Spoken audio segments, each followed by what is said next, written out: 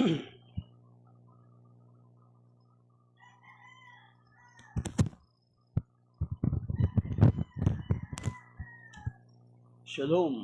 Shalom, Shalom Aleichem.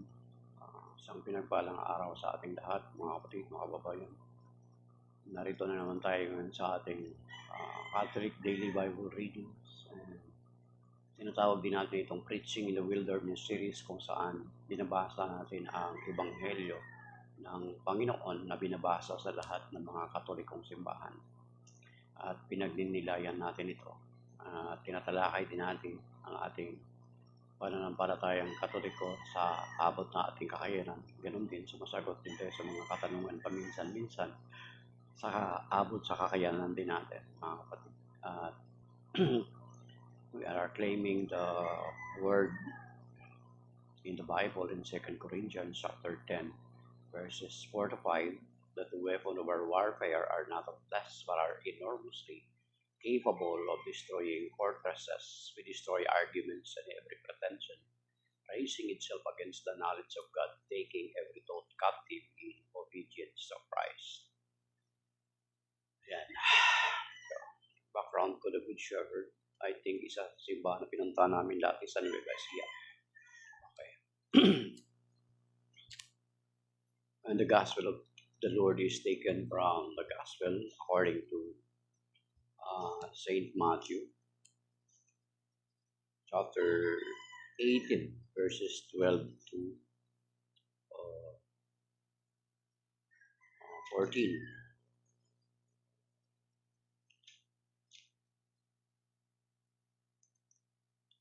Glory to you, Lord.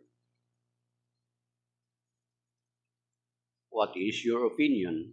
If a man has 100 sheep, and one of them goes astray, will he not leave the 99 in the hills and go in search of the stray? And if he finds it, amen, I say to you, he rejoices moreover in it than over the 99 that did not stray. In just the same way, it is not the will of your heavenly Father that one of these little ones be lost. The Gospel of the Lord. Praise to you, Lord Jesus Christ. Okay. So, yeah. Ang Ebanghelyo na ito, mga kapatid, ay may kahalintulad doon sa aklat ni San Lucas, na kung saan ang Panginoon ay nagsaysay din ng parabola na kapag ang isang kawan binubuo ng isang kawan binubuo ng 100 tupa, at kapag nawala yung isa ay iiwan niya yung isa. Iiwan niya yung 99 at hanapin yung isa. So, ganun kahalaga sa kanya.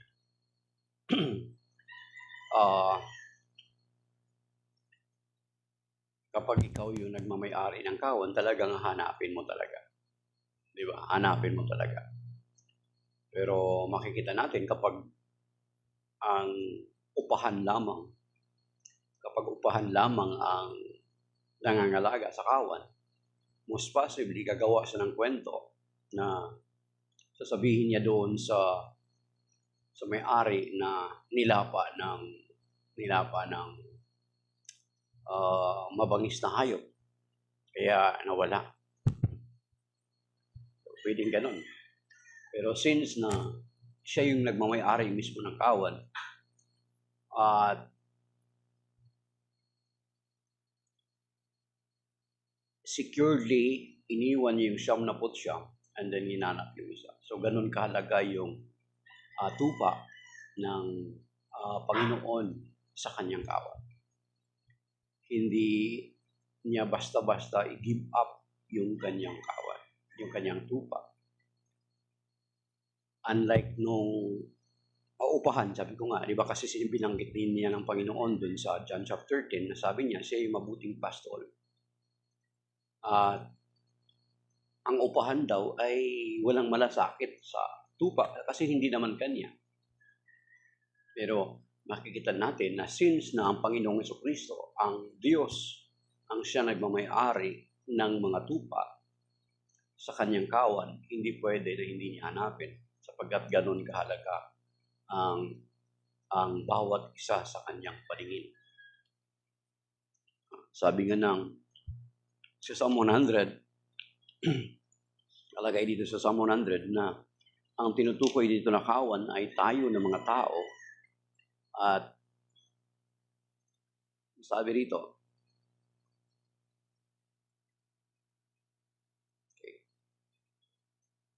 sa Psalm 100 verse 3, know that the Lord is God, our Maker, to whom we belong, whose people we are, God's well-tended flock. So, tayo yung mga tupa na kabilang sa kanyang inaalagaan kawan. Na kapag mawala yung isa, hinahanap na yung isa. At itong ebanghelyo, mga kapatid, ay most of the times, sinasabing nawawala is ito yung mga taong na naliligaw or mga taong lumalayo sa Panginoon or yung, in short, yung mga taong nagkakasala, tumatalikod sa Panginoon. Kasi every time na nagkakasala tayo, tumatalikod tayo sa Panginoon, umalis tayo sa Panginoon. So, tayo yung hinahanap ng Panginoon. Kapatid, hinahanap niya tayo. Minsan baka siguro na parang bagamat nagkakasala ka, it seems na para bagang akala mo hindi ka na hinahanap ng Panginoon. Pero ang totoo niyan, hinahanap ka na niya. At the same time, yung ginagawa lang natin yung minsan, andun yung pinapatigas natin yung ating puso, andun yung refusal. There are times na maaring kinakausap ka na ng Panginoon sa pamagitan ng iyong mahal sa buhay. Di ba? Sa pamagitan ng mga circumstances na nangyayari sa iyong buhay, nangungusap ang Panginoon sa mga ganong sitwasyon ng iyong buhay. Pero, since na pinapatigas mo yung puso mo, hindi mo naramdaman o narinig yung tinig ng Panginoon na tinatawag ka na niya pabalik sa kanyang kawan. Di ba? Ayan. So, iniwan ang isa at iniwan ang isang 99 at hinanap yung isa.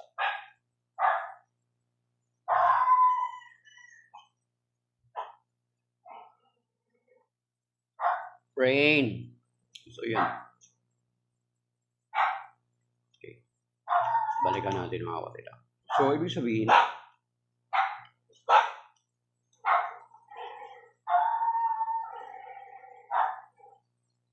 hey, Bet.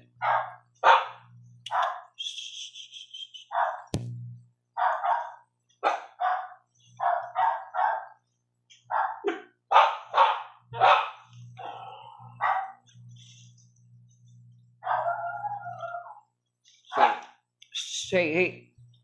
So usually mga kapatid, ang tupa ay naliligaw most of the time kasi itong tupa na ito ay malabo do yung kanilang paningin. Pero malakas yung senses nila when it comes to hearing. At minsan itong mga tupa na ito ay naliligaw sapagkat hinihiwalay nila yung sarili nila sa kawan. Diba? Nawiwili sila doon sa panginginain sa paligid. Diba? So until such time na nag-move na pala yung buong kawan, hindi napansin, naiwan siya. Until such time na maligaw siya. So, ganun din tayo mga kapatid. Most of the time, kaya tayo naliligaw kasi nawili tayo doon sa mga masaganang damo sa ating paligid. Kita niyo. Kung minsan, napapalayo tayo sa Panginoon because nawiwili tayo dun sa mga bagay-bagay sa ating kapaligiran. Ganun yung tupa kasi malabo yung mata niya. Though malakas yung pandinig. Ganun daw po yung mga tupa, mga kapatid. Malabo yung mata, pero malakas yung pandinig. So maaring itong tupa na ito ay naligaw because nawili siya dun sa mga pagkain, mga magagandang damo, matatabang damo sa paligid ng kabukiran. So, sa atin, pwede din natin i-relate na sometimes we are led astray or napapalayo tayo sa Panginoon because of the things of the world. Dahilan sa mga bagay-bagay sa sanlibutan. Maraming mga attraction sa sanlibutan. Kahit dito sa mga social media, sa anumang platform, TikTok ba niyan, YouTube or Facebook. Kung hindi tayo mag-iingat, mga kapatid, baka mawili din tayo. At hindi natin mapapansin, napapalayo na pala tayo sa Panginoon. But the Lord continuously seeking us because we are God's tended flock. Yung sinasabi dito sa Psalm 100 verse 3, na tayo kanyang bayan kabilang sa kanyang kawan. Sabi dito sa Psalm 100 verse 3. So, ganun, ibig sabihin, ganun kahalaga tayo sa Panginoon na hinahanap niyo tayo, mga kapatid. Every time na tayo ay nagwawala. Sabi dito, O si Yahweh ating Diyos, ito'y dapat na malaman. Tayo'y kanya-kanyang lahat. Tayong lahat na nilalang, lahat tayo'y bayan niya, kabilang sa kanyang kawan. See, we belong to the flock of the Lord. Okay? So, inahanap tayo ng Panginoon, mga kapatid. At inaanyayahan niya tayo na magbalik loob tayo sa Kanya. Kasi nawawala tayo every time. Sabi ko nga sa inyo, every time na nagkakasala tayo, nawawala tayo sa presensya ng Panginoon. Lumalayo tayo sa Panginoon. Tumatalikod tayo sa Panginoon. Every time we are committing sin, tumatalikod tayo sa Panginoon. And the Lord is looking for us. At iniimbitahan niya tayo na magbalik sa Kanya. Diba? Kaya nga, Advent ngayon, yung kanta na kinakanta natin sa Dan, pwede na rin natin ikantahin ngayon eh. Pero hindi natin kinakanta sa Advent season. Yung kinakanta sa aklat ni Hosea, at yung Hosea na kanta, yung title, Come Back to Me with all your heart. Yan, mga kapatid. Okay. And then, kung isa paraan para makabalik tayo sa Panginoon is, since na lumalayo tayo or nawawala tayo or naliligaw tayo every time na nagkakasala tayo, para makapanumbalik tayo sa Panginoon, ang gagawin natin is we will go to the sacrament of reconciliation. Sacrament of reconciliation. Sabi nga ng 1 John chapter 1 verse 9. Kung ipapahayag ninyo ang inyong mga kasalanan, ay handang patawarin ng Diyos ang lahat ng mga iyan. Sabi ito, if we acknowledge our sins, He is faithful and just and will forgive our sins and cleanse us from every wrongdoing. So yan yung paraan para makabalik tayo sa Panginoon, makabalik tayo sa kawan niya. Kasi every time na nagkakasala tayo, lumalayo tayo sa Panginoon, naliligaw tayo. At meron pa dito sinasabi sa Isaiah chapter 1 verse 18, mga kapatid. Ito sinasabi ito yung paanyaya ng Panginoon na magbalik tayo sa Kanya. Sabi niya, Come now, let us set things right, says the Lord. Though your sins be like scarlet, they may become white as snow. Though they be crimson red, they may become white as wool. So yun. Gusto natin makabalik sa Panginoon at yung mga maranasan natin yung kagaanan ng kalooban. Let us go back to the Lord through the sacrament of reconciliation. Naliligaw ka, feeling mo lost ka, feeling mo ang bigat-bigat ng kalooban mo, is maybe, kapatid, is just a matter of a confession, is just a matter of sacrament of reconciliation. When the Catholic Church have the sacrament of reconciliation na ibinigay ng Panginoon sa simbahan, alam nyo, ako, masasabi ko yan sa inyo talaga, sacrament of reconciliation can help us. Minsan parang bigat-bigat na ng kalooban mo. Yung parang kapag may nagawa ka kasing kasalanan, kapatid, tapos or meron kang hindi nag-give up na sama ng loob sa puso mo, patong-patong yun, mga kapatid. Madagdagan ng madagdagan. Until such time na it seems parang yung maliit lang na problema, para bagang ang pakiramdam mo, pasan mo na yung daigdig. Nagre-reflect na yung sa mukha mo. Naku, grabe ka ng, parang ang ano na ng ano mo, ang dating ng mata mo is ang tapang-tapang, parang bigat na bigat yun. Try mo kapatid. Try mo to go to the sacrament of reconciliation. In the Catholic Church, we have the sacrament of reconciliation given by the Lord. At ito nga, sabi dito sa second, yan mismo na nakalagay sa banal na kasulatan. Sabi nga ni San Pablo sa 2 Corinthians chapter 5. Tingnan natin mga kapatid kung tama ako. Okay. Verse 20, mga kapatid, sabi niya, so we are ambassadors of okay. Ito, verse 19 muna. Na sinasabi ko nga, di ba, the Lord Jesus Christ gave Himself the sacrament of reconciliation to the church, the authority to forgive sins. At yung sabi dito sa 2 Corinthians chapter 5, verse 19 to 20, namely, God was reconciling the world to Himself in Christ, not counting their trespasses against them, and entrusting to us the message of reconciliation. So verse 20, so we are ambassadors for Christ, as if God were appealing through us. We implore you, on behalf of Christ, be reconciled to God. Okay, Tagalog mga kapatid, sinasabi. Okay, that is why we have the sacrament. Yung sinasabi mo parang bigat na bigat ka na yan lalong nagpapabigat sa kalooban mo na parang napalayo lalo sa Panginoon, para bagang pasan mo na yung daigdig. Sabi ko nga sa inyo, it's a matter of reconciliation, it's a matter of the sacrament of reconciliation. Sabi dito sa 2 Corinthians chapter 5 verse 19 to 20, sabi. Okay. Buksan niyo sa Bible sa Tagalog. Okay. Sabi dito mga kapatid, ang ibig kong sabihin, ang tao ay ibinibilang ng Diyos na kanyang kaibigan sa pamamagitan ni Kristo. 2 Corinthians chapter 5 verse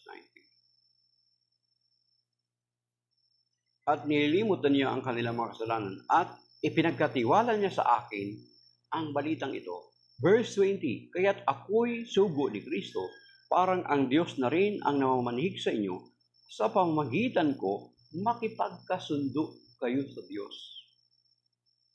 Sa pamamagitan ko, sabi ni St. Paul, sa pamamagitan ko, makipagkasundo kayo sa Diyos. So, dito papasok yung tinatawag na sacrament of reconciliation. Na ang sakramento na ito were entrusted to us by the Lord Jesus Christ through the church. At makikita natin din yan doon sa John chapter 20. Di ba? Nung after His resurrection, nakapinid yung pinto, nakasarado yung pinto, very tight, closely, nakasarado ng maigi yung pinto. Biglang pumasok at nagpakita ang Panginoong Hesukristo sa kanyang mga alagad, mga kapatid. At bigla na nagpakita siya, sinabi niya, sumain niyo ang kapayapaan. Okay? Naalala niyo yun? Sumain niyo ang kapayapaan. Basahin natin mga kapatid para so verse 21, John 20 verse 21. Sinabi na naman ni Jesus, sumain niyo ang kapayapaan. Kung paanong sinugo ako ng Ama, gayon din naman sinusugo ko kayo.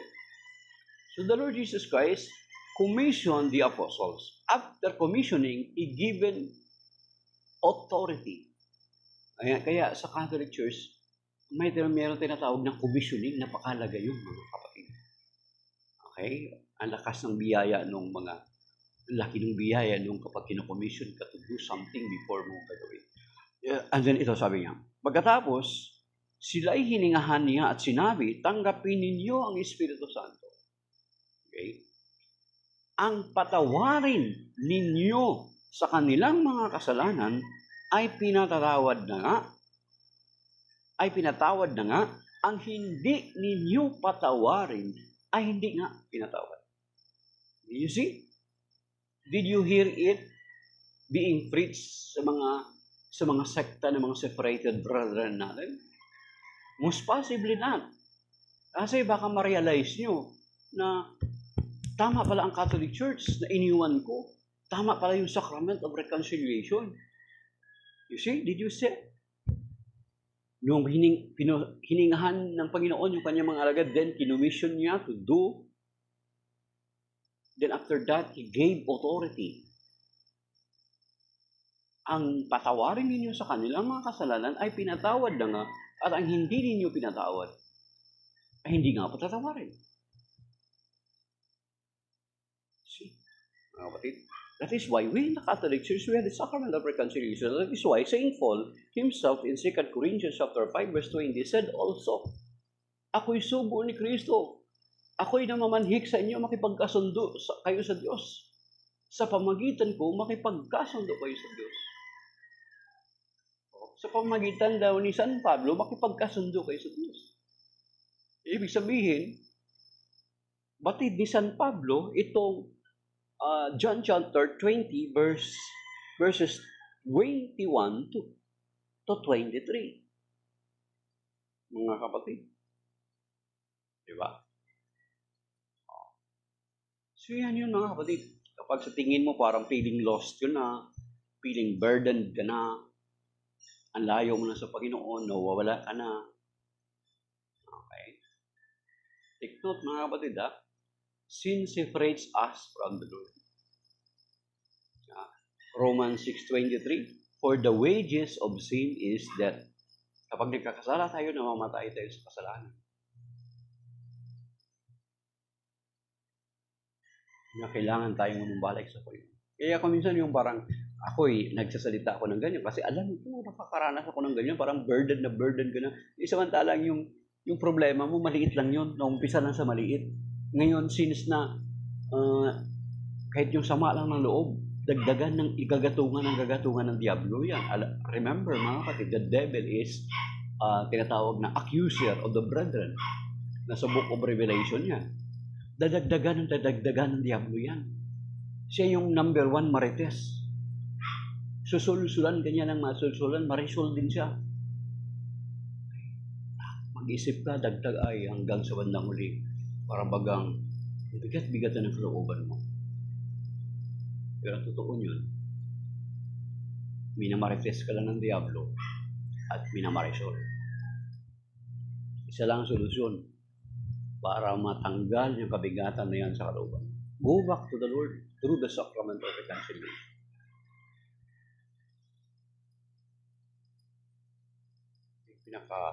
The best solution, especially this Advent, for you to experience God's love and goodness and madama mo yung Advent, yung Christmas season na darating because we are still in the Advent season. Madama mo yung Pasko. Kaya kung minsan yung Pasko, sabi ng iba, parang hindi ko feel ang Pasko. Ang totoo niyan, hindi naman problema sa Pasko, hindi naman problema sa celebration. Ang problema sa estado ng puso natin, mga kapatid. Remember na kapag may nakaupo dyan sa puso natin na iba, hindi makipagsiksikan ng Panginoon.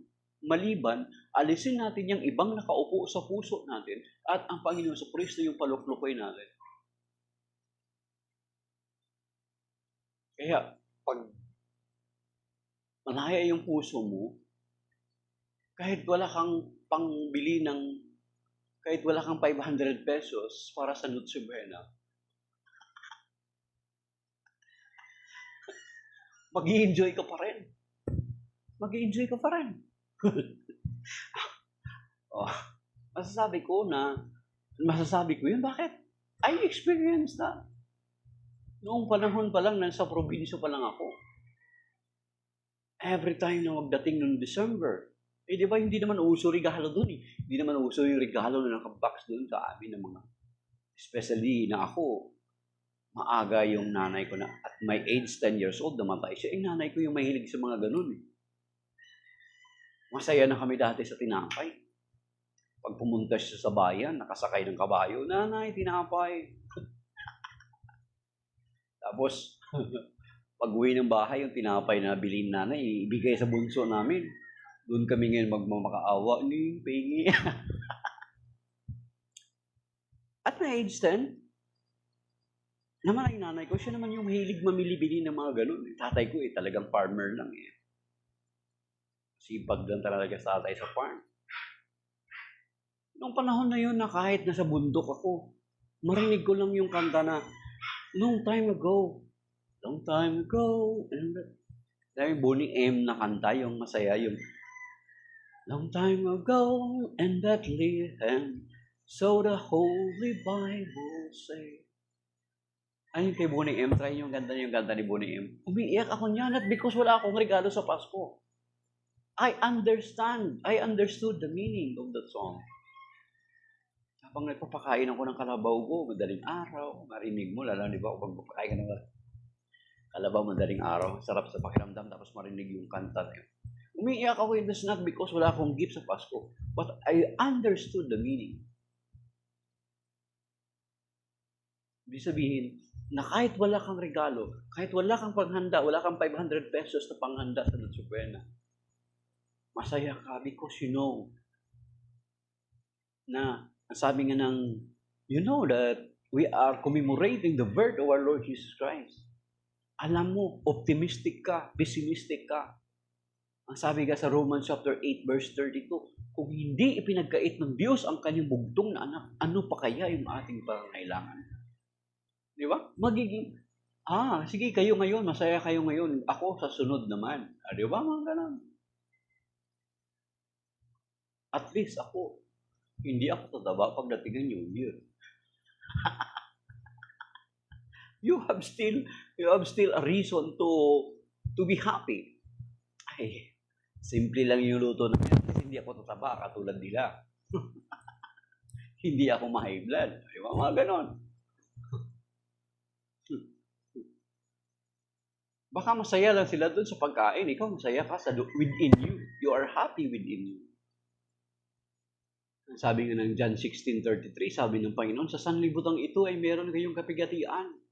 John 16:33, sabi niya, sa inyong pagkikipagkaisa sa akin, meron kayong kasayahan.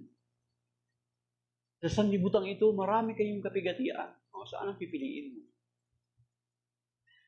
Dami nyo nga ang pagkain, wala naman kayong saya sa puso. Ako, kamo, meron. Sabi nga dito sa Romans chapter 8, ito magiging ano kaya? Sige. Sabi mo rito, Romans chapter 8 verse 32. Hindi niya ipinagkait ang kanyang sariling anak, di ba? Yung Kapaskuhan, yung celebration natin sa pagdating ng Panginoon Kristo. Ito yung ang kinilala verse. Hindi niya ipinagkait ang kanyang sariling anak, kundi ibinigay para sa ating lahat. Kung naipagkaloob niya sa atin ang kanyang anak, hindi niya ipagkakaloob sa atin ang lahat ng bagay kasama ng kanyang anak. So you see, God bless you, Pablo. Thank you for that roses. Dami yata ang mga tanim dyan na roses sa Japan. God bless you, Pablo. You see mga kapatid, sila masaya. Nagpapalipad sila ng makikisaya ka sa kanila. Wow. At least ako walang paputok. Hindi ako hikain. So, hindi. Di ba? Mga kapatid, kung wala kang 500 pesos na pambili ng Noche Buena, don't worry. Be happy. Katulad ko dati, sabi ko sa inyo, pakain lang ako kalabaw. Doon sa bundok, sa kabundukan, lamig na umaga, madaling araw. Pag narinig ko na yung kanta, long time ago, and Bethlehem, so the Holy Bible say, Mary's boy child, Jesus Christ, was born on Christmas Day. Hark now, hear the angels sing. Parang kay, kay Jose Maritza yung version naghalo yata. Try nyo kantahin na kapag subukan yung kantahin yan na malayo yung puso nyo from anger, from resentment, from bitterness and unforgiveness. Try to sing that song. Pero kung puno ka ng galit, sama ng loob, walang effect sa iyo yun. See? Okay? So the sacrament of reconciliation, go to the sacrament of reconciliation. Do not listen to our separated brethren na sabihin wala sa Biblia yung sacrament of reconciliation. No, binanggit na natin, binasa na natin. As a matter of fact, mga kapatid, doon pa lang sa Old Testament, pinapractice na yung, meron ng ganon, na ang pagpapatawad ng kasalanan ay dinaan sa lingkod ng Diyos, mga kapatid. Okay? Okay. Sabi rito sa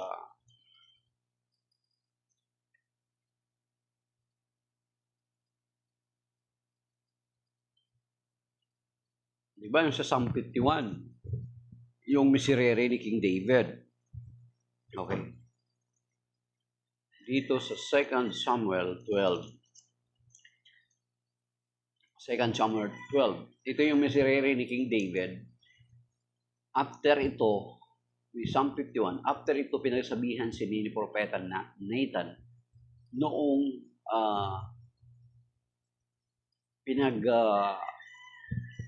nag-take opportunity siya as a king na ang kanyang kapitan na ang isa niyang kapitan ay nilagay niya sa frontline para mamatay, para makuha niya yung asawang si Bathsheba. At pinagwikaan siya ni propeta Nathan. At itong tagpo na yun, ito sabi niya, itong tagpo basahin niyo dito from 2 Samuel chapter 12 verse 9 to 14, mga kapatid, yung instance na yon. Kaya after that, na-recite ni King David yung miserere niya, yung kinumpos niya, yung awit 51. Ako'y kawaan o mahal kong Diyos, sang-ayon sa iyong kagandahang loob. Ayun yun. Then, sabi niya, create in me a clean heart, O God, and renew in me a rightful spirit. Yan. Yan yung miserere niya. Pero prior to that, ito yung sinabi sa kanya ni Nathan. Bakit mo pinaglaruan ang salita ni Yahweh at gumawa ka ng labag sa kanyang kalooban? Pinapatay mo si Orias, kinuha mo pa ang kanyang asawa. O pinapatay mong Hitiyong iyon sa mga Amonita upang makuha ang asawa niya.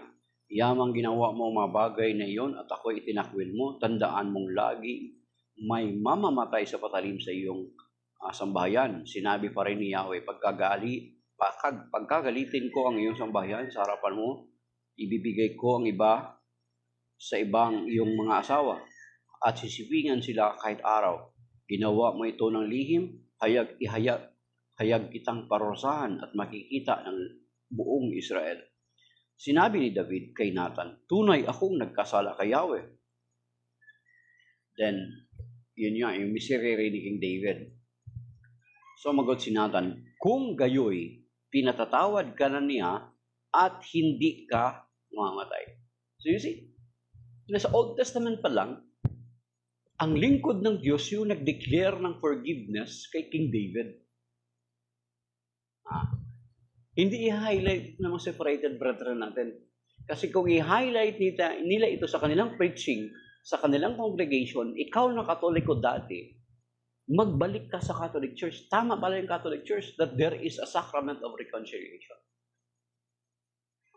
Kaya ngayon yung sinasabi sa John 20:21 to 23, na ang Panginoon, nang kinumission niya yung mga alagad niya, binigyan niya ng authority to forgive. Hindi lamang magpagaling ng karamdaman, hindi lamang magpalayas ng demonyo, but He gave also the authority to forgive sins. Everyone submit to Rome. That is supposed to be hard. Kaya nga hindi nila pinapangaral kaya sinasabi nila full gospel. No, they are not full gospel. Kung full gospel sila, dapat pinangaral nila ito. Wala silang pinipili. Kaya nga, Sinasabi naman separated brethren natin, Paul Gospel sila. Pero about the reconciliation, ang ituturo lang nila ah, ang ituturo lamang nila is yung 1 John chapter 1 verse 9. Ang nakalagay doon sa 1 John chapter 1 verse 9, ang ano doon, if we confess. Ipahayag. Pag sinabing ipahayag, dapat may makakarinig. Dapat may makakarinig.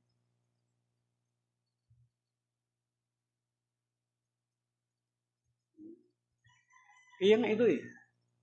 Sabi ni St. Paul, 2 Corinthians chapter 5, verse 20, ay ang ambassadors of Christ, makipagkasundo kayo sa Diyos. Sa pamagitan ko, makipagkasundo kayo sa Diyos. At dito sa Old Testament, sabi ko nga, 2 Samuel chapter 12, si David nagkasala sa Diyos, pero ang nagbigay ng kapatawaran, si Nathan, propeta Nathan. See? Ano sabi ni propeta Nathan? Sumagot si Nathan, kung gayoy, pinatatawad ka na niya at hindi ka mamamatay. See? Ang nagbigkas ng kapatawaran kay King David, si propeta Nathan. Hindi ang Diyos ang nagsabi, sige, pinapatawad na kita, David. Hindi ganun. Si propeta Nathan ang ginamit ng Diyos.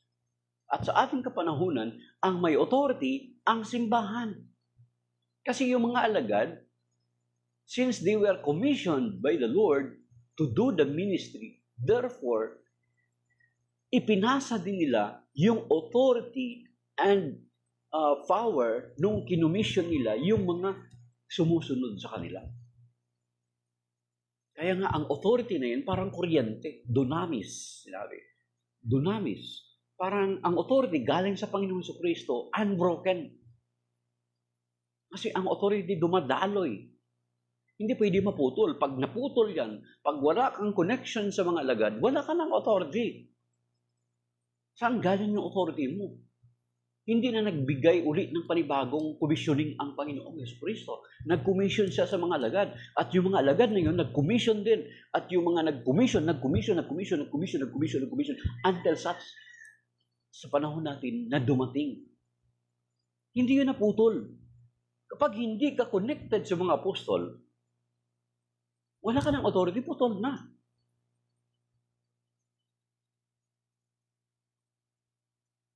Kaya nga, kinukondina ng banal na kasulatan yung pagkakampi-kampi at pagkabahagi. Pinapaiwasan sa atin ng Panginoon yung mga taong hindi natin kabilang. Lagi naman, halos na memorize ko na kasi almost every day natin binabanggit yan, mga kapatid. Romans chapter 16, verse 17 to 18. Galatians chapter 1, verse 6 to 8. 2 John verses 7 to 10. Matthew chapter 12, verse 30. John 17, the Lord Jesus Christ prayed for us to be one. Kaya isang kawan lang eh. Kaya this is Psalm 100, verse 3, tayo'y kanya-kanyang lahat, kabilang sa kanyang mga kawan. Hindi niya sinabing mga kawan, sa kanyang kawan. Kaya nga, nung nawawala itong tupa na ito, iniwan niya muna yung kabuuan ng kanyang kawan, but most possibly, bilang mabuting pastol, hindi mo iyon basta-basta yung kawan mo na hindi secured, na wala kang pinagkatiwalaan. Di ba? Bilang magulang, kung aalis ka, mga anak mo maliliit pa, iwanan mo lang ba basta-basta na kalakang bahay mo na hindi mo ihihabilin yung mga anak mo, mga maliliit, sa kapitbahay mo? Even your houses, di ba? Even yung bahay lang natin, walang tao. Ialis ka lang ba na hindi ka man lang magsasabi sa kapitbahay mo? Okay, suyo naman po, pa silip-silip kasi alis kami baka. Di ba? Bahay pa lang yun. Yung aso mo, kapag aalis mo, dala-dala mo yung aso mo kasi wala magbabantay sa aso. Pumili ka ng aso para magbabantay ng bahay. Hindi ka makaalis ng bahay kasi walang magbabantay ng aso. Di ba? Kung aso pa lang, hindi mo pwede iwan na hindi secured. much more yung mga anak mo bilang magulang. Bilang magulang, you are the shepherd of your little flock, your family. Kaya pagdating ng araw bilang magulang, may pananagutan ka sa iyong mga anak kung bakit yung anak mo sa ngayon ay ganyan. Masakit yun masakit yun. Pero that's true. Maliban kung yung anak mo nasa tamang pag-iisip na. Pero kahit sa tamang pag-iisip na sila, wala kang ginawa. Pinapabayaan mo lang sila, nagkakasala ka pa rin.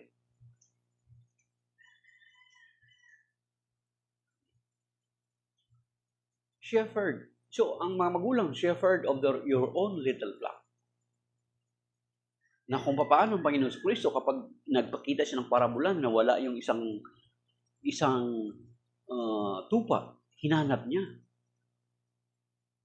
The same with us, mga magulang especially, you are the shepherd of your own little flock entrusted to you by the Lord. Remember, hindi yan sa'yo talaga, mga tupa na yan. Ipinagkatiwala lamang sa'yo ng Diyos. So therefore, kung kapag ipinagkatiwala sa'yo ng Diyos, pananagutan mo yan sa talagang may-ari, ang Panginoon. Kaya nga, laging magsisimula. Dun sinasabi sa Proverbs 22 yata yun. 22 verse 6, train up the child the way they should go. And when they will grow old, they will not depart from it. Ibig sabihin, magpapasimula sa bata pa lang training.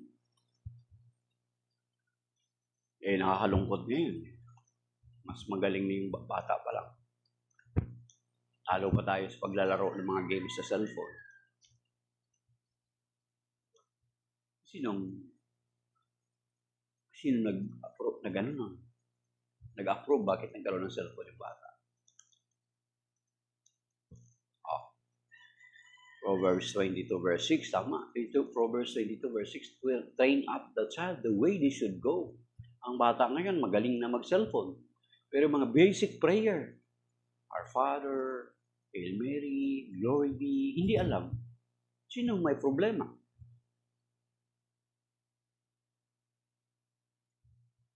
Mga magulang. Kaya nga, they are your little flock entrusted to you by the Lord. At hindi mo talaga pag-aari ang mga tupa na yan sa iyong kawan. Pag-aari ng Panginoon. Therefore, kung siya yung may-ari, pananagutan mo walang araw.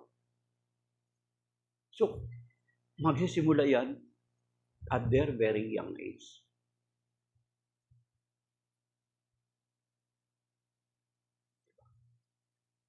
Subukan nyo, tingnan nyo. Tatay, dapat talaga ang tatay. Pangunahan ng tatay. Kapag ang tatay, hindi matapat sa Panginoon, time will come. Makikita mo sa mga anak mo. Kaya mapalad yung yung bata pa kayo, bago kayo nag-asawa, is naglilingkod kayo pareho sa Panginoon. Of course, mararaise nyo yung anak nyo sa Panginoon. Maliban kung pabayaan nyo yung mga bata. Ma-influensyahan sila ng mga kaibigan, social media.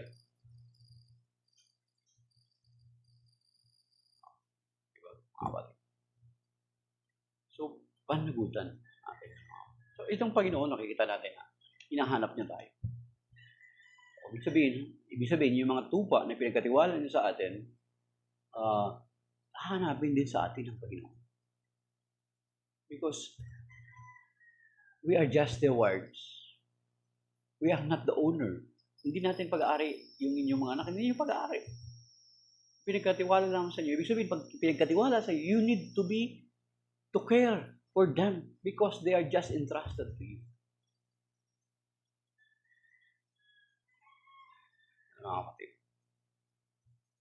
Okay? So, hanapin ng Panginoon yung mga magulang, shepherd kayo ng iyong maliit na kawan na pinagkatiwala sa inyo. Hindi kayo nagmamayari ng mga anak niyo. At ang isa sa purpose, bakit kayo nagkaroon ng anak, alam niyo ba? Alam ba natin na ang pinaka-primary purpose nila, hindi lang para may magmana sa kagwapuhan mo, kayamanan mo, apelyido mo, pag magtanda ka, may mag-alaga sa iyo. That is not the primary reason. Sa Malakay mga kapatid, sa Malakias chapter 2, verse 16, mga kapatid. Malakias chapter 2, hanapin natin. Verse 16, kung hindi ako nagkakamali. Verse 15 pala mga kapatid. Di ba kayo pinag-isa ng Diyos sa katawan at sa Espiritu? Ano ang layon niya? Upang magkaroon kayo ng mga supling na tunay na mga anak ng Diyos. Para magkaroon kayo ng supling na maging tunay na mga anak ng Diyos. So, ibig sabihin, magkakaroon ka ng anak, ang purpose hindi yung para may magmamana sa kagwapuhan nyo, ng apelyido nyo, may mananatili na ganitong apelyido. Paano kung puro mga anak mong mga babae? Maraming ganun. Meron akong kilala na may mga anak siya, may lalaki din naman. Dalawa yung babae. Yung dalawa niyang anak, wala pang anak. Tapos, yung isa niyang anak, ang anak, puro babae. Tapos, natural, babae, natural, wala na kaagad yung apelyido niya. Ano mangyayari?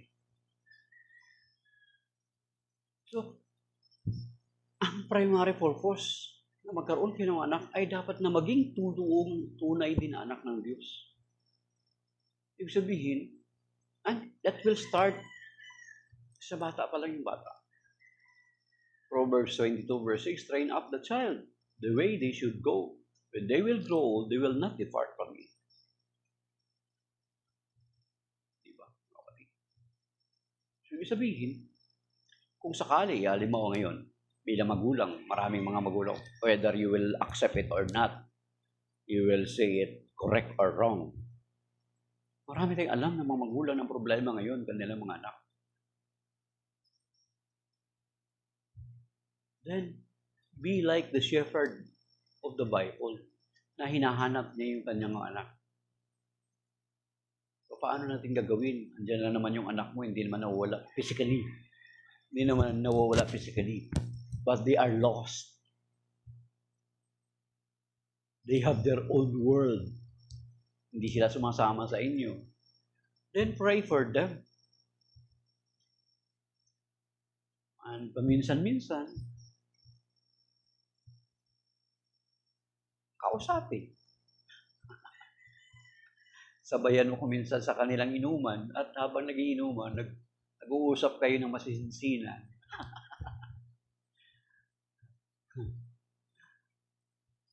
Diba? Ayun mga kapatid. Since nandyan na yan ngayon, wala na. Hindi na sila na umpisa nung bata pa. Ngayon, nandyan na sila, may mga vision na. Then, kayo na mag-asawa, pag-pray niyo mga anak niyo. Pero kalimitan na nakikita ko mga kapatid, nagkakaroon ng problema sa pamilya kapag ang tatay walang tunay na relasyon sa Panginoon. Marami akong nakikita ng ganyan. Nakilala ko. Kapag ang tatay sa tahanan ay walang tunay na relasyon sa Panginoon, makikita niyo yun sa pamilya.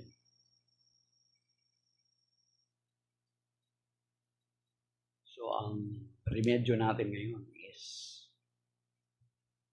andyan na yun, yung situation na yan. Ikaw na magulang, tatay ka, ikaw muna-unang balik loob sa Panginoon. Establish a relationship to the Lord. At ipag-pray mo at ipakita mo sa mga anak mo na ito dapat ang gagawin natin.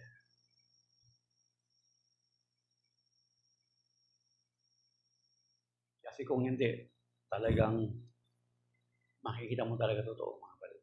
Marami na ako nakikita. Na once ang tatay mismo ay walang ugnayan sa Panginoon, makikita mo yung result sa mga anak, mga kapatid.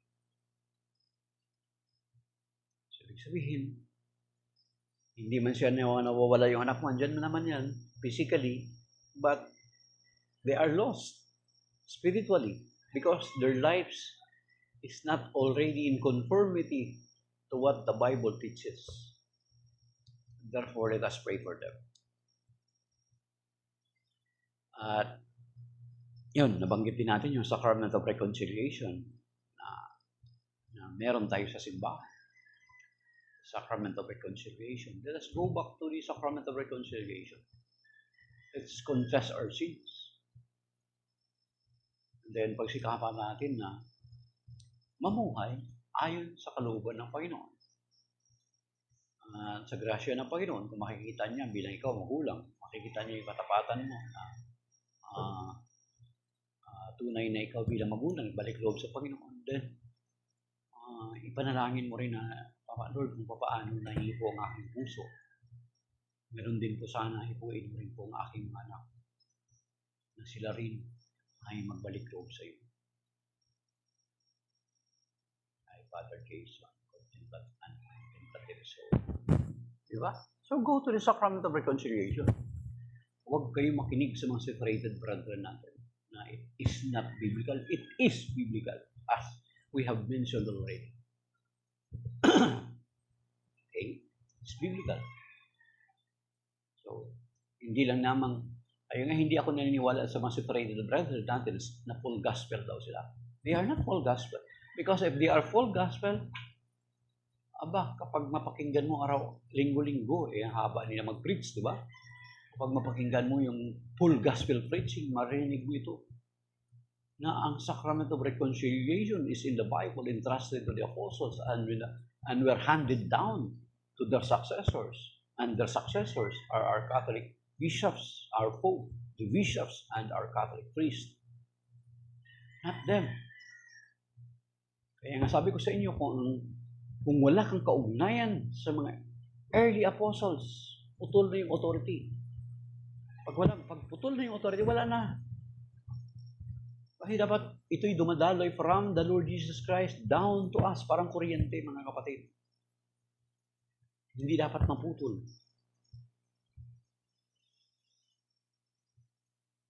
Okay. Thank you, contemplative soul. God bless. So, since na ang pinag-uusapan natin ngayon, tupa at pastol, ang tupa at pastol, ikalawa natin na matatalakay patungkol sa ating simbahan. Una, yung sacrament of reconciliation, pinasok natin. Kapag sa tingin natin, nawawala na tayo, nalalayo na tayo sa pastol, magbalik loob tayo through the sacrament of reconciliation. Para yung mga bigat sa meron tayo sa ating kalooban, sa ating puso, ano lang pala, ang katapat niyan, kumpisal lang, mga kapatid. At ang kumpisal na meron tayo sa Catholic Church is biblical. Nabanggit na natin yung mga references. And then, ang pinag-uusapan dito ngayon is about the shepherd and the sheep. Ibig sabihin na merong kawan, hindi mga kawan. Psalm 100 verse 3, tayo'y kanyang bayan, kabilang sa kanyang kawan. Hindi sinabi, kabilang sa kanyang mga kawan.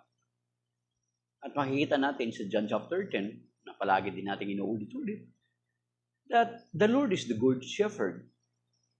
And since He is a good shepherd, makikita natin na before He left, going back to heaven and seated at the right of the Father, He entrusted the care of His flock through Saint Peter.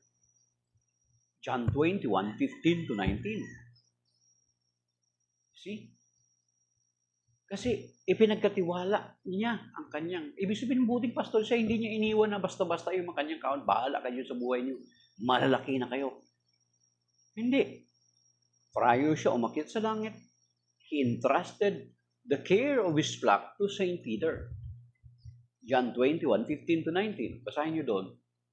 That is why kung ang simbahan mo, ang pinakaunang leader na itinalaga ng Panginoon ay hindi si San Pedro, ibig sabihin, ligaw ka na, kapatid. You are a lost sheep already. And you need to go back to the Lord in His fold. Kaya nga doon sa John chapter 10, ang sabi ng Panginoon, ang linaw niya na palagi natin inuulit-ulit. I have other sheep that is not yet in this fold, that I need to take care for them also, so that there will be one flock and one shepherd. See the relationship in John 21:15-19. Ang nais ng Panginoon ay isang kawan at isang pastol. Hindi niya sinabi, there will be more flocks and more shepherds. Hindi. Hindi rin niya sinabi, there will be another flocks and another shepherd. Hindi rin niya sinabi. Or hindi niya rin sinabi, there will be another flock and another shepherd. Hindi niya rin sinabi. Ang linaw, there will be one flock and one shepherd. At yung flock na yon ay pinagkatiwala niya nga kay San Pedro. At yung pinagkatiwala niya kay San Pedro, since it was entrusted to Saint Peter, he must entrust this also to another after his departure. Kasi ipinagkatiwala na sa'yo, hindi pwede na pabayaan mo yan. Di ba? Kung may inihabilin sa'yo, hindi pwede na, iwanan mo lang yan, hindi mo rin ihabilin sa iba. That is why we in the Catholic Church may tinatawag na apostolic succession. Kasi ang flock na yan, hindi kanilang pag-aari, pag-aari ng Panginoon. Kaya ipinagkatiwala kay San Pedro at kinakailangan meron din siyang pagkatiwalaan after him. Or meron ding sasaluk sa kanyang gampanin, mga kapatid. That is why, kung titingnan nyo, na very consistent ang Panginoon. Doon sa John 17. Kaya hindi ako naniniwala na full gospel ang mga separated brethren natin. Kasi sa John 17, most possibly, binabasa nila yan. Pero hindi nila din i-highlight. Bakit? Ang prayer dyan ng Panginoon, I pray that they may be one. Pero anong ginawa nila? Di ba? For the first 1,000 years, there is only one church that exists, and that is the Catholic Church. And then noong 1054, umalis yung Orthodox. Noong 1517, umalis si Martin Luther. Then after Martin Luther, doon na, boom! Sanga-sanga-sanga na yung iba-ibang mga sekta. Hindi na nila kinukonsider yung panalangin ng Panginoon. I pray that they may be one. Kanya-kanya na sila, umalis na sila sa kawan ng Panginoon. Nagsipagtayuan sila ng sarili nilang kawan. Sila na nagmamay-ari.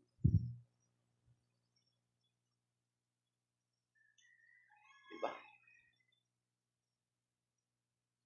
Kaya nga sa sobrang dami ngayon, yung mga biblical verses, mga Bible verses na mga magaganda na ginagawa nilang pangalan, tapos pinarehistro, nagkaubusan na sa New Testament, mga kapatid.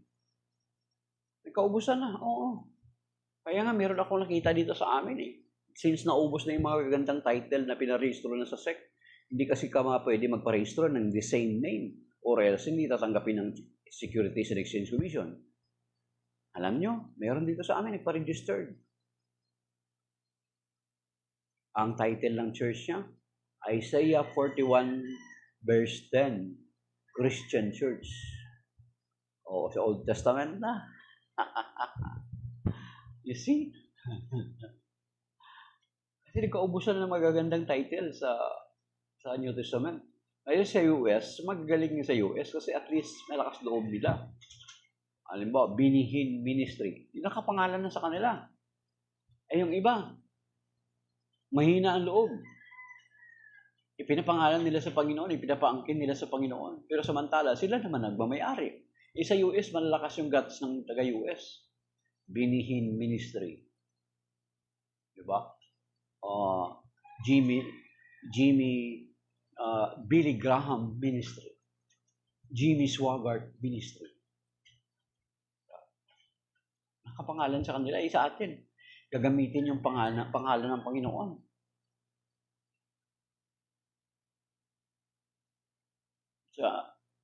Sa Panginoon na nakapangalan, pero ang kita sa kanila. Kasi, tsaka mayroon pa sa Matthew 12:30, mga kapatid. Ang bigat to na, ito ha. Kaya kung naniniwala ako sa kanila na kung totoo mga full gospel, yung mga separated brethren natin, dapat pinapangaral nila ito, hindi nila pinipili. Pero kung magkaganon, wala na sila ng miyembro, yung mga Katoliko, magbalik na sa pagiging Katolik. Kasi kung ipo-full gospel talaga nila na teaching, Kaso lang, most possibly, tinatakasan nila yung John 17, John chapter 10, verse 16, at yung Romans 16, 17 to 18, Galatians chapter 1, verse 6 to 8, Ephesians chapter 4, verse 5 to 6. Sigurado hindi nila pinapangaral yun. Ito sabi sa Matthew 12:30, mabigat to, kapatid. Ito kung pinapangaral to ng mga separated brethren natin, they're supposed to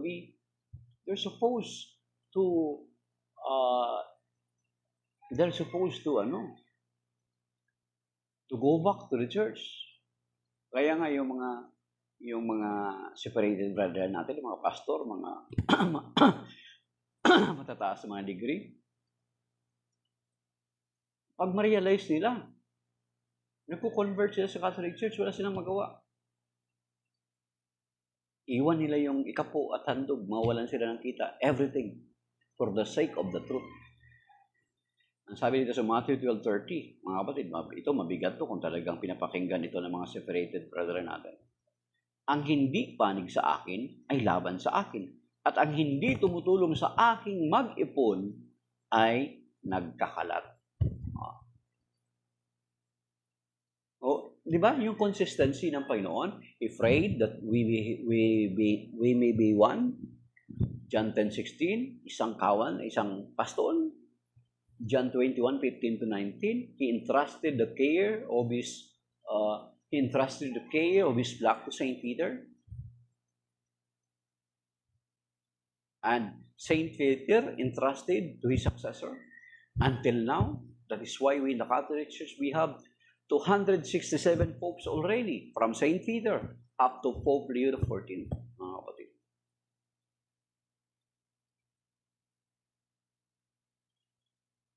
Okay.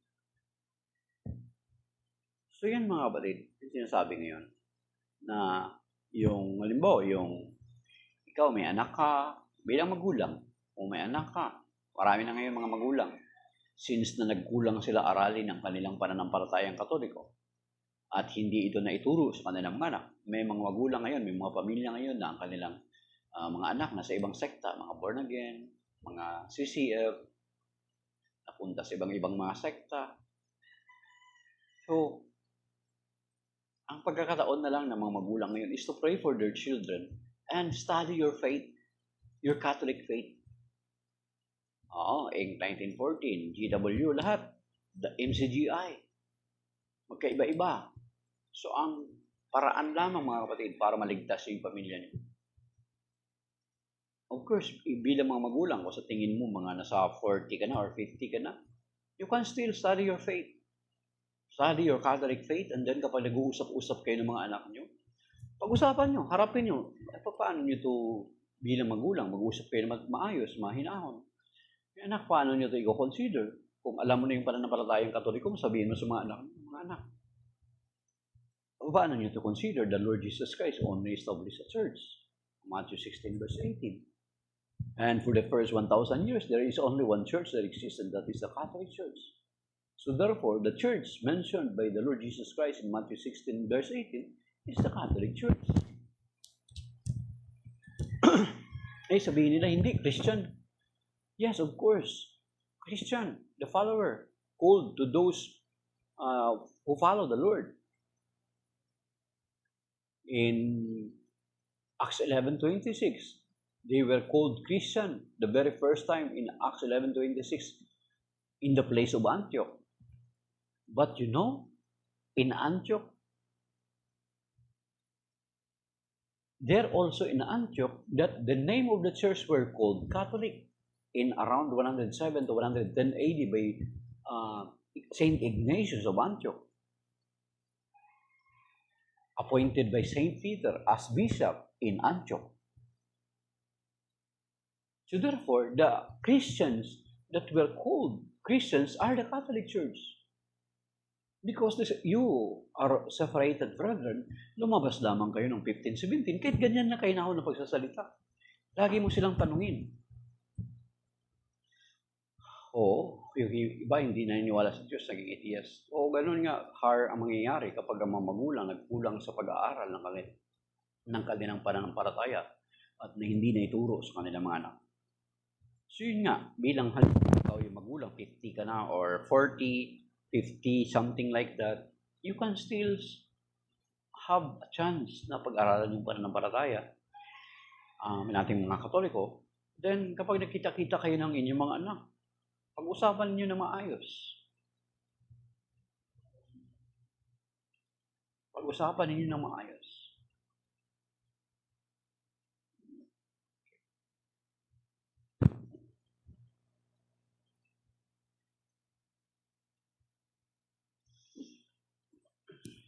Kaya nga Mia talagang dapat huwag ka magtiwala sa tao. Lalo na yung tao na yung foundador ng mga sekta at denominasyon. Di ba? Yung binabanggit sa Jeremiah 17, verse 5. Jeremiah 17, 7, 5 to, 8 na yan. Yan. Huwag ka magtiwala sa mga tao na hindi naman talaga inutusan ng Panginoon. Yung mga pundador ng sekta, huwag ka magtiwala dyan. Because the Lord Jesus Christ already established a church, Mia. Diba? Matthew 16 verse 18, the Lord Jesus Christ founded the church. Upon this rock I will build my church. He didn't found churches. Yung sekta mong kinabibilangan, sino ba nagtatag? Check your history. Diba? Kaya nga dun sa Psalm 127, maliban na ang Diyos ang nagtatag ng isang sambahayan, walang kabuluhan ang itinayo ng isang panday.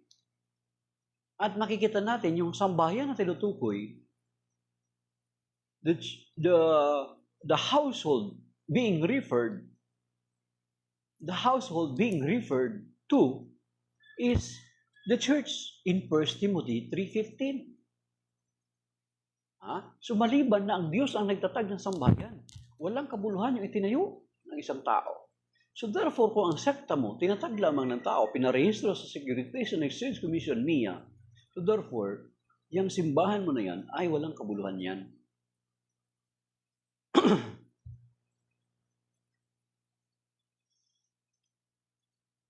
Ang Katoliko, sabi ni Mia, ang Katoliko di naman totoo na reliyon, gawa-gawa ng tao. Sino nagtayo ng Catholic Church? At tanungin kita, ano yung sekta mo? Sino nagtayo ng sekta mo? Sige nga, provide me a proof. Mia, I challenge you. Sino nagtayo ng Catholic Church? And tatanungin kita, ano yung pangalan ng sekta mo? Most possibly, baka MCGI ka. Tinatag niya Eli Soriano.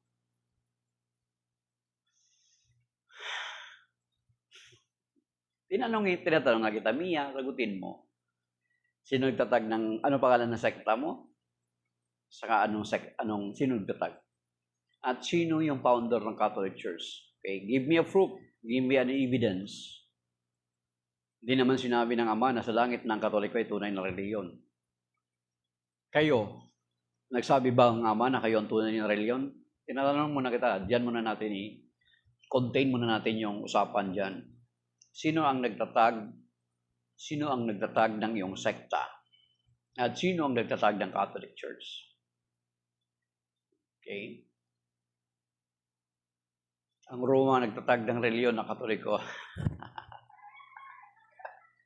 So you see, mga kapatid, yung sinasabi ko sa inyo mga kapatid, ang Roma daw nagtatag ng reliyon na Katoliko. See? Historically, sorry to say, Mia, historically you are poor in history.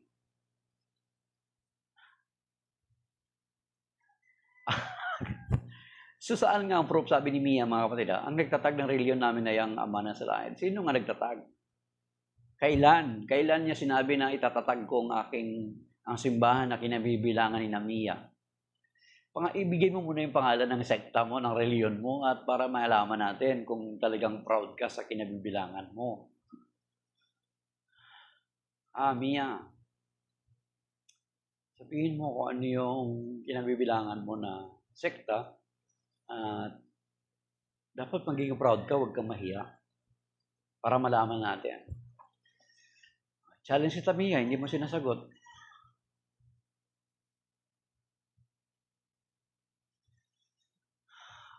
So, nahiya si Mia sa kanyang sekta kasi So, ito, tingnan mo ha, ang ama naman ng, ano niya, di ba nabanggit na natin kanina mga kapatid, na may marami tayong mga separated brethren, ginagamit ang pangalan ng Panginoon Kristo, na nagmamay-ari kuno ng kanilang iglesia. Ito naman si Mia, ang Diyos Ama naman daw, ang Ama naman daw sa langit, ang nagtatag ng kanilang iglesia. You see? Did you see that? Did you hear that, mga kapatid? Unlike, sabi ko sa inyo, unlike sa US, malakas loob nila, talagang ginagamit nila yung pangalan nila, Benny Hinn Ministry, Billy Graham Ministry, Jimmy Swaggart Ministry, at marami pang iba. Sa atin, puro pangalan ng Panginoon ang ginagamit. Pero totoo, hindi naman ang Panginoon ang nagtatag. Katulad nito si Mia. Kailan ba nagtatag ng iglesia ang Ama sa langit? Kailan? Ang Panginoon sa Kristo. Sa kanyang pagkatawang tao, nagtatawag siya ng kanyang iglesia. Matthew chapter 16, verse 18 to 19. Pero ang Ama never. Sige nga, mag-provide ka ng proof sa Bible na ang Diyos Ama nagtatag ng iglesia. You see, mga kapatid, ginagamit nila na ang pangalan ng Panginoon, ipinapaangkin nila ang iglesia nila sa Panginoon, pero hindi talaga ang Panginoon. Ginagamit lang nila yung pangalan ng Panginoon. At na tuloy, nagkatotoo yung sinabi ng Panginoon sa Matthew 24, na maraming darating you see, na maraming darating na gagamit ng kanyang pangalan. Narinig nyo si Mia, 1 Timothy 3:15 at 1 Corinthians 1:1, 1:2, at saka 15 verse 9. Yan yung mga reference mo. Pero, ang tanong dyan, si San Pablo, ang nagsulat niyan kay Timoteo at saka sa Corinto, yung iglesia ng Diyos na tinatawag dyan, yung iglesia ng Diyos na tinatawag dyan, that is in the first century. And in the first century, ano ang church na nag-exist niya? You see, member ka nga ni Eli Soriano. Si Eli Soriano, alam mo naman yung history, alam namin ang history ni Eli Soriano.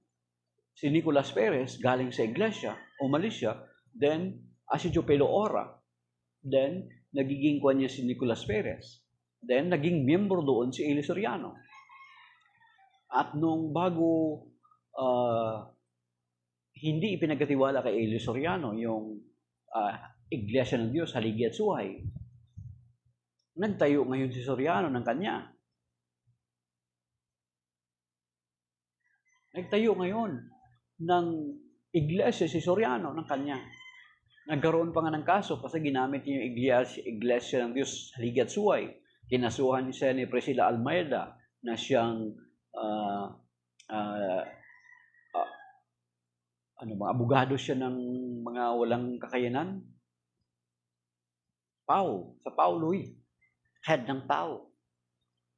Until such time, na nagpa-register si Eli Soriano ng members of the Church of God International. So you see, hindi ang Panginoon ang nagtatag ng iglesia nyo sa Eli Soriano. So therefore, pasok yan doon sa sinasabi sa Psalm 127 verse 1. Mia, ay hindi ang Panginoon ang nagtatag niyan. Si Eli Soriano yan. Ginamit nyo lang yung 1 Timothy 3:15 at saka yung 1 Corinthians chapter 1 verse 2. Meron man dyan 1 Corinthians chapter 15 verse 9. Pero kung titingnan natin, mga kapatid, yung context niyan, that letters written by Saint Paul to Timothy and to the Corinthians were written in the first century. And as I said, from the first century up to 1054, there is only one church that exists, and that is the Catholic Church. So therefore, the Church of God referred to is the Catholic Church. Kahit yung Roma 16:16, it is referred to the Catholic Church. Ibig sabihin ba kapag Roma 16:16, dalawang iglesia ang itinatag? Nagtatag? Isa lang. Yung iglesia ni Kristo at iglesia ng Diyos ang sinasabi sa Bible is the only church founded by Christ. Bakit iglesia ng Diyos? Because Christ is God. And the church exists is the church, the Catholic Church.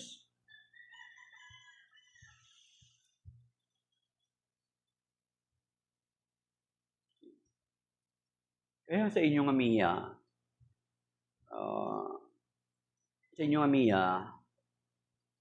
ginamit lang ni Eli Soriano yung 1 Timothy 3:15 Si Eli Soriano talaga nagtatag ng iglesia nyo, huwag nyo ipangkin kay Lord. Ginamit nyo lang yung 1 Timothy 3:15. Pero yung 1 Timothy 3:15, written by St. Paul in the 1st century to Timothy and the Corinth and the Christian Corinth, kung historically, kung titingnan mo, kung anong simbahan yun, that is a Catholic Church. Kaya ang hindi pwede na angkin lang kayo ng angkin, pero wala naman kayong makipapakitang proof. Okay? Kasi si Eli Soriano nga, produkto lang din siya ng galing sa iglesia, si Teofilo Ora. And then, later on, si Teofilo Ora is nagsarili siya ng sekta niya. Alam naman natin, si Felix Manalo ay galing din dati sa Catholic Church. And then, doon member si Teofilo Ora. Nung umalis siya, naging, then kasunod si Nicolas Perez. Then si Nicolas Perez, si Soriano. Si Soriano hindi naging tagapagmana ng haligi at suway. Kaya naghiwalay siya at nagtatag siya ng sarili niya na Iglesia ng Diyos, MCGI. Umantong siya sa MCGI kasi kinasuhan nga siya ni Priscilla Almeda Acosta ng PAW. Kasi ginamit niya yung pangalan ng pinanggalingan niya. So therefore, yung MCGI is not of the Lord. It's not founded by the Lord. It is founded by Eli Soriano. Mahiya naman tayo. Isang matahasang pagsisinungaling yan. Miya kapag ipilit mo yan. At alam mo na ang pagsisinungaling ay sa diablong gawain. John chapter 8 verse 44. Kapag ipilit yun, hindi ang Panginoon. No. Huwag natin ipilit. May mga ebidensya na si Eli Soriano talaga nagtatag. Kaya huwag natin ipilit. Pag ipilit natin yan, nagsisinungaling tayo. At kapag nagsisinungaling tayo, ay asok ka doon sa John chapter 8 verse 44. Kaya nga tinatanong kita, Mia, kung gawa ng tao ang Catholic Church, sino nagtatag? Ako, nabanggit ko na ang MCGI ay tatag ni Eli Soriano. Ngayon, tinatanong kita, sino nagtatag? Sasabihin mo, Roma. Kailan tinatag ng Roma? At sino specifically na tao sa Roma nagtatag ng Catholic Church? Meron ka bang historical evidence na pwedeng ma-provide para mapaniwalaan ka ng mga nakikinig or andito ngayon? Meron ka bang historical evidence? Mia? Kasi sabi mo kanina, Roma ang nagtatag ng Catholic Church. Sino specific na person nagtatag sa Roma? At kailan? Ano yung historical proof mo na mailatag? Kami, nilatag ko na sa iyo na ang talagang nagtatag ng MCGI si Eli Soriano. Ngayon, ikaw na lang sinachallenge ko kasi sinasabi mo kanina, gawa-gawa ng tao ang Catholic Church, tinatag ng Roma. Sino specific na tao sa Roma? Kung hindi man specific na tao, anong council ng Roma ang nagtatag ng Catholic Church? Sinong emperador? Sinong senador ng Roma, imperyo ng Roma noon ang nagtatag? Para at least ma-search namin, mapatutunayan namin na ay oo nga pala, gawa lang pala ng tao tong Catholic Church. So, lipat na tayo sa MCGI na gawa ni Eli Soriano. Kasi may Bible verse eh. Pero ngayon, kung basihan naman natin yung Bible verse, lahat naman ng mga sekta, katulad ng binanggit ko kanina, gumagamit ng Bible verse. So, ibig sabihin nun, totoo na yun? No. Pareho kayo ng 1914, di ba? Gumagamit din sila ng Bible verse. Roma 16:16. Acts 20:28. Ang Acts 20:28, pinag-aagawan pa ninyo. So, ibig ba sabihin nun, kapag gumagamit ng Bible verse, may Bible verse, sa Bible verse yung pangalan ng sekta, totoo na kaagad. Hindi ganun ang pagtanggap ng katotohanan. Kapag mag-present ka ng ebidensya, di ba? Katulad sa, pag-aangkin, halimbawa, sa isang lote, maraming umaangkin, mga kapatid, halimbawa. Ngayon, marami kayong claimants, pero ano yung proof nyo na kayo yung totoong claimant ng certain land na yan. Di ba dapat mag-present ka ng titulo, ng mga circumstantial evidence, titulo, mga resibo, pagbabayad ng amilyar. The same with, pag sinabing mong kayo yung totoo, mag-present kayo ng ebidensya. Hindi pwede na angkin-angkin lang. Tapos sasabihin mo, ang Catholic Church, gawa-gawa ng tao, pero tapos Roma ang nagtatag. Tinatanong kita kung sinong emperador ba, sino bang may senador ba o konsiho ng political council ng Roma ang nagtatag, i-present mo. Para at least ma-review natin.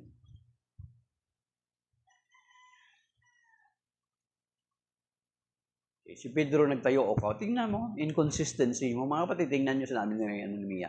Si Pedro nagtayo ng Katolikong reliyon, pero di naman inutos ng Ama na sa langit, nagtayo simbahan. Tapos bobo. Kanino may tinutukoy yung bobo? Sa iyo. Kanina sabi mo Roma, ngayon si Pedro na naman. You see? Inconsistency, yung word mo na bobo, babalik yan sa iyo. Very poor ka sa history. Lakas pa ng loob mo, sabihin bobo.